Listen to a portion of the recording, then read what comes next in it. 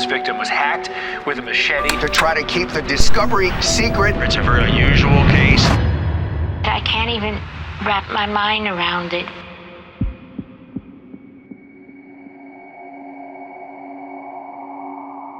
Take a look at this interrogation video. Does this look like an innocent person to you? Yeah, you guessed right. This is Desiray Strickland. In June 2015, she and her 3 friends took the life of an innocent boy in the most gruesome way you can imagine. Amaya Guardado and his family had moved to the United States to escape the violence in their home country, El Salvador. But when they arrived in Florida, they stepped into a nightmare. Jose was systematically bullied, tortured, and ended with a machete. And it doesn't end there. What the 4 teens did next to his lifeless body is unspeakable. Believe me, this case has more than one outrageous twist.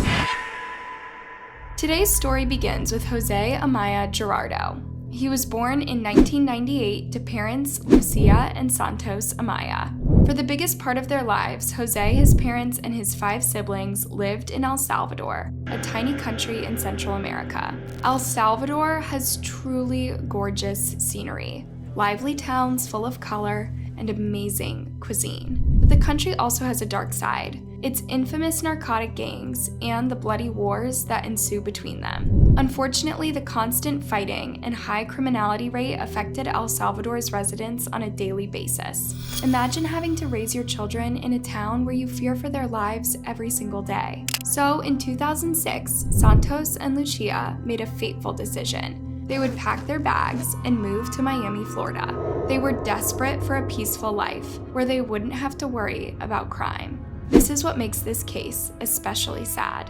The Guardado family settled in quite well in all respects. Florida is a pretty welcoming state, but Jose wasn't the first one to explore the surroundings or make friends. He was the shyest sibling in the family, and generally, Jose was a quiet boy who often kept to himself and stayed close to his family. But this didn't mean that he didn't have passions and dreams. Like any teenager, Jose loved cars and he wanted to become an excellent mechanic. So Santos enrolled him at Homestead Job Corps Center. This was a living program for at-risk youth. Job Corps is a free education and vocational training program run by the U.S. Department of Labor that helps underprivileged youth between the age of 16 and 24 years old improve the quality of their lives by empowering them to get great jobs and become independent. At the center, Jose would not only learn mechanical skills, but various vocational skills and career 101s, such as office administration. This was a very good start in his adult life, his parents thought. They might have been right if it wasn't for a horrible group of people. So back in 2015, Jose was living at the Job Corps. During the weekdays, he was busy with his classes, and during the weekends, he would go to the local flea market and sell ice cream. Remember, they were a family of 8, so it was hard to make ends meet. But since Jose was spending all of his time on campus and very little time with his family, he started making friends at school. But it wasn't the nice kind of friends with good intentions. In fact, it was a group of infamous bullies that targeted Jose for his shyness and desire to stay out of trouble. 18-year-old Jonathan Lucas, 19-year-old Christian Colon, 18-year-old Desiray Strickland, and 20-year-old Kahim Arbello were not popular with the teachers or with the other students. In fact, people steered away from them. Apparently, they all had criminal records when the Job Corps took them in, but no one told Jose's family about this when they enrolled him. Kahim, the oldest of the group, was a suspected narcotics dealer, and a pretty mean one too, and he happened to be Jose's roommate at Job Corps. Soon enough, Kareem was harassing Jose and taking his money. Jose didn't know how to react to this. He was stuck in a completely unfair dynamic. It was 4, sometimes 5 against 1, and these were known bullies with criminal records. There was something else. The Job Corps, as gorgeous as it looked, was surrounded by wooded areas. This meant that it was really easy to do illicit activities on campus, or at least a few feet away from it. On the afternoon of June 28, 2015, Jose asked the Job Corps for permission to head out and get some snacks. The staff knew he would usually be back in a half hour or so. So when he didn't come back by 6 p.m. that day, the staff called Jose's family. They wanted to know whether Jose had gone to see them, although it was unlike Jose to lie like that. Santos and Lucia immediately knew something was wrong. Their son wouldn't be gone for hours on end without letting someone know about it. So that evening, they went to the police and reported Jose missing. Unfortunately, the Miami-Dade police weren't particularly cooperating. They said that since Jose was 17 years old, he would have to be missing for 72 hours for them to start investigating. Imagine having to wait 3 long days just because of bureaucracy, even though you know your child is in danger. So Santos, Lucia, and Jose's older brother Fredis started looking for him without the officers' help. They went to the Job Corps and spoke to its staff, but no one knew anything except that Jose had left to get a few snacks. They searched through the town center and all the shops Jose might have gone to, but no one had seen him. So 2 days after Jose's disappearance, his family started searching through the wooded areas surrounding Job Corps. That's when Fredis saw a large burned patch of grass. Then he went closer looking for clues. That's when his heart sank. I started digging. I didn't find anything on the middle, so I started digging on the bottom part, and I see 2 foot facing down. The feet sticking out belonged to Jose. He recognized them immediately from his socks. His parents started crying, but Fredis was just relieved that the search was over. Yeah, I feel happy because I knew that I found him, that he was not going to be alone in there. But when they took a closer look at Jose's body, the Guardado family truly saw the stuff of nightmares. This wasn't just a murder. It was a gruesome machete hacking. If you saw this in a horror movie, you'd think it was far-fetched. And next to Jose's body was a pile of burnt wood that was partially covering him. The Guardados had found Jose on their own, and now, at least they had some answers. But this didn't mean justice had been done. They had no idea what had happened and who could have done something this horrifying. Was there a serial killer around? The police had to get involved now. The only thing is I'm wishing is that they get those person, because that's not fair for my little brother that they kill it that way. Needless to say, this time the police listened to Jose's family and rushed to the crime scene. The forensic team had a lot of work to do. Firstly, Jose's body was deeply decomposed and thus hard to examine. Secondly, there were several items to take note of. Tree branches sliced in multiple locations. Police say those charged got rid of the weapon. Also, here is a place where detectives say the killers tried to cover their tracks by burning the clothes Guardado was wearing. Police say the teens also set their own clothes on fire. A green cigarette lighter also found here. But this glove was found too, and so was this sock, both providing clues. Analyzing DNA on burnt pieces of clothing is not an easy job, nor is it a quick one. But the investigators' first step was to confirm Jose's identity and determine a cause of death. That was fairly clear. By the end of the day, the police had determined homicide to be Jose's cause of death. But the details of the murder sent waves through the media. Now, this is a crime so brutal, it shocked South Florida. It's hard to even discuss it. Police say this victim was hacked with a machete and made to lie in a grave in his final moments. The full details are even more horrifying. Ana Morales, Jose's cousin, set up a GoFundMe page for Jose's funeral. In the description, she wrote exactly what had happened to Jose. He had many wounds and was still alive when buried. He was 17 years old. He could not defend himself. A crime is bad, but what Jose suffered was horrible. Imagine being in Santos and Lucia's shoes. They had moved their whole family to the United States thinking it would be safer than El Salvador. It proved to be just the opposite. There, you might fall collateral damage during a nasty shootout. But Jose's moments were much worse than that. Every day, every night, every time I'm working, I cannot think about it. Every time I pass by there, I cannot stop looking back where I found him. I always looking back. The Guardado family was desperate for answers. Who had killed Jose? Why? And when were they going to get arrested? It wouldn't be long, but the answers found along the way brought anything but closure to the family. Trust me. With Within a day, the police had Kahim Arbello in custody. The school knew he was a criminal and was happy to point the officers in his direction. The question was, why did they keep him at Job Corps? The rest of his crew followed: Desiray, Christian, Jonathan, and a fourth boy, Joseph Michael Cabrera. But guess what? They all shouted loud and clear that they were innocent. All 5 of those charged have entered not guilty pleas, and their lawyers have gone to great lengths to try to keep the discovery in this particular case secret and not open to the public. Those photos we were able to show you tonight, some of the first that the court has approved to be released. Showing 2 of those charged, John Lucas and the alleged ringleader, Kahim Arbello. Kareem and Jonathan were the first to get arrested, and the police photographed their hands too. Since they knew the horrible way that Jose had been killed, they were looking for machete or burnt wood signs on their hands. Of course, when the gang's names were made public, their families became involved too. One interesting case was with Kahim's grandma. I can't even wrap my mind around it. She revealed that she had raised Kahim from a very early age. His mom, who was raising him by herself, had been murdered. Indeed, Kahim's grandmother simply couldn't comprehend how a boy who suffered so much after his mom was killed could kill as well. As a grandmother, there's no words to say about. I can't describe my feelings, just despair for us and for that family. Well, perhaps it was exactly his mother's murder that turned him into a killer. Unfortunately, tit for tat doesn't work here. You're just taking an innocent life, and in such a gruesome way.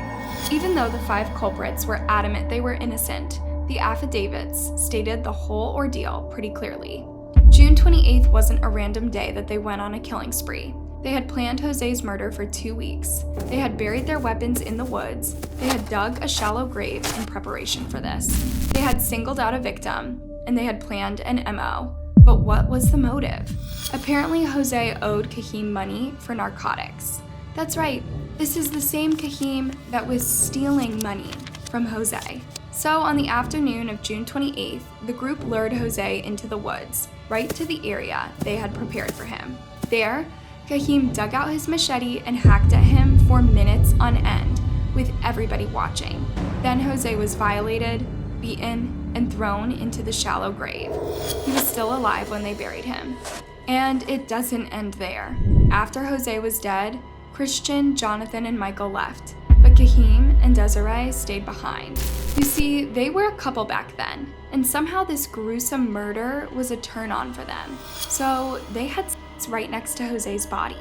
Just when you thought there are no real-life monsters.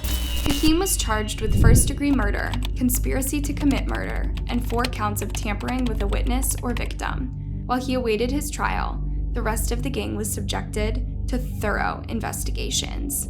Here's where it gets even more infuriating.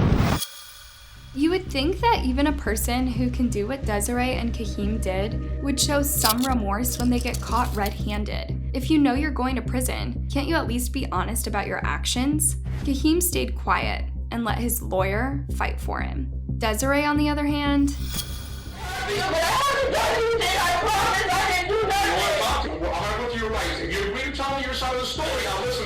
no matter how much the officer tried to calm her down or get her to tell her story, she just kept yelling that she was innocent. I didn't do anything. All right, now listen.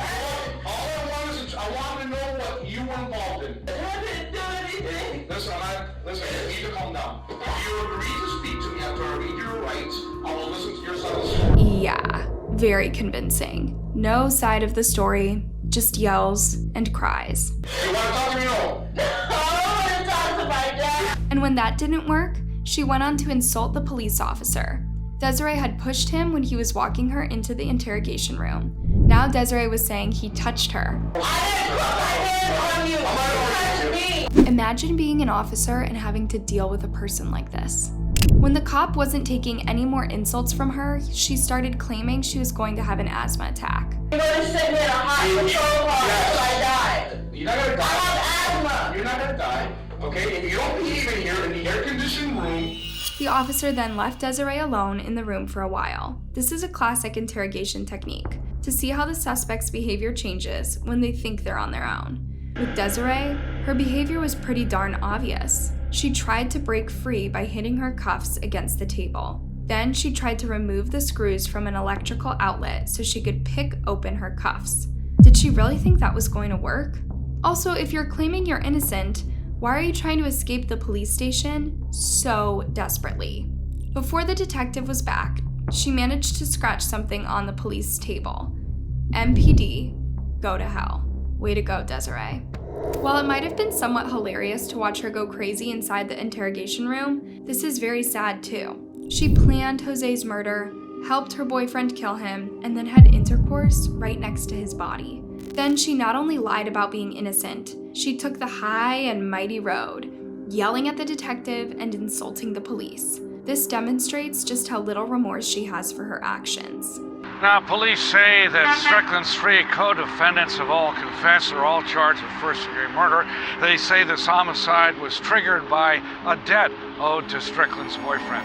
When Desiray appeared in court, she once again had a horrible attitude, but a different kind. Girl went before a judge this morning to face first-degree murder charges, but she appeared absolutely bored and uninterested in court.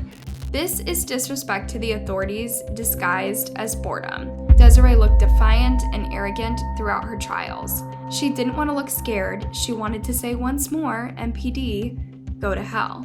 Not only was Desiray charged with first-degree murder and tampering with a body, she was also fined $2,100 for pushing the police officer, trashing the interrogation room, and removing the screws from the electrical outlet. Court finds probable cause, sets no bond on that one. Eventually, all four boys confessed to the murder and shared really graphic details about it with the cops. The only one who refused to accept any responsibility was Desiray. Around this time, Jose's parents appeared on TV. They thanked the police for arresting the 5 suspects and urged them to give appropriate sentences. Joseph Michael's case was a little different. He had a much smaller involvement in the murder than the other 4. So the attorneys offered him a plea deal, a maximum of 10 years in prison for testifying against his friends. In a pretty strange turn of events, Joseph Michael refused the plea deal and said he wanted to go down with the rest of the crew. Why would he want to have to spend the rest of his life in jail? Was he that afraid of Kahim, who the gang claimed was their ringleader? 5th suspect was arrested in St. Louis, Missouri. He will soon be brought over to Miami. Now, at this time, it's unclear what his alleged involvement was in the crime, and that's because most of the suspects have sealed arrest warrants. And in Christian Colin's case, his defense team argued for insanity. We believe that Mr. Colon is suffering from psychosis, and we believe that he is not competent at this time to stand trial. Indeed, Christian didn't seem well in either of the videos he appeared in. He's very slouched and fidgety, and never looks straight at the people who are talking to him. His lawyer also said he never really slept. That he doesn't get sleep, no more than 3 hours, I believe he said, because of the voices. Apparently, this is all because he'd been abusing for years. At a couple points during the interview, he would say things like shut up or stop talking, as though they were happening during the interview. The judge didn't show any mercy for him though. She concluded he was perfectly capable to stand trial. It seemed like Jose's case could finally be closed, but it wasn't going to be that easy. Their trials would be time-consuming and emotionally draining for Jose's grieving family. Fredis was the only one who seemed to keep his head up. He was just happy to have the 5 attackers behind bars. I feel happy because we wanted that they have to arrest everybody because we don't want to know those criminals to stay on the street. Meanwhile, the Homestead Job Corps Center closed its doors indefinitely. This is what they wrote on their website. This pause in operations will provide additional time for Job Corps to complete its review of safety and security at the Homestead Center and to consider actions to further strengthen oversight and accountability of Job Corps contractors. Well, yeah. Letting Kahim and his gang do as they pleased was a pretty big oversight. Jose's family actually hired a lawyer to file a lawsuit against the Homestead Center Job Corps. One of their biggest mistakes was not being transparent and having students enrolled with criminal records. Freshman students should be aware of this before they enroll. Today, Kahim Arbello is the only one facing the death penalty for Jose's murder. Students accused of hacking another teen with a machete and burying his body in a shallow grave. Today, we're learning the state of Florida will not pursue the death penalty for 4 of the 5 defendants. As of 2022, the trials are still not fully over. In May 2022, Desiray Strickland made the headline again after being offered a plea deal. Her attorney offered her 15 years in prison if she pleaded guilty to conspiracy to murder. Still, Desiray wasn't pleased. It's pretty incredible that she thinks 15 years in jail is still too much time for what she did. Does she really think she's innocent? Since 2015, another horrible detail about her came up. Apparently, after the group lured Jose into the woods, Desiray went away to pee, and when she came back, she complained that she missed the few machete blows. If that's not evil, I don't know what is. Then in September 2022, it was announced that Desiray did take a plea deal. Inside, Desiray Strickland raised her right hand in an orange jumpsuit and pled guilty to conspiracy to murder. Desiray received a sentence of 15 years in prison, but the 7 years she already served will be counted too, so she might be out as early as 2030. Her lawyer said, "They're all very young, immature. It's a very unusual case. The evidence is questionable." Yeah. She had sex next to Jose's dead body, and she complained about missing part of the attack. I think that's pretty involved. In 2020, Jonathan Lucas pled guilty to conspiracy to commit murder and was sentenced to 5 years in prison and 15 years probation. Joseph Michael Cabrera pled guilty to the same charge and received a slightly smaller sentence. But Christian Colon and Kahim Marbello are still awaiting trial. It's pretty incredible that 7 years have passed since Jose's brutal murder, and justice still hasn't been done for them. Hopefully Jose's family are slowly learning to move on with their lives and focus on their other children, and hopefully Kahim and Desiray will get the right sentences. Thanks for watching, you guys. What do you think about this case? What sentences should Kahim and Christian receive? Did the others receive the right sentences? Let me know down in the comment section, and while you're at it, why not give this video a thumbs up and subscribe to my channel for more. See you next time, and keep yourself safe. It's a strange world out there, and sometimes it can get pretty nasty.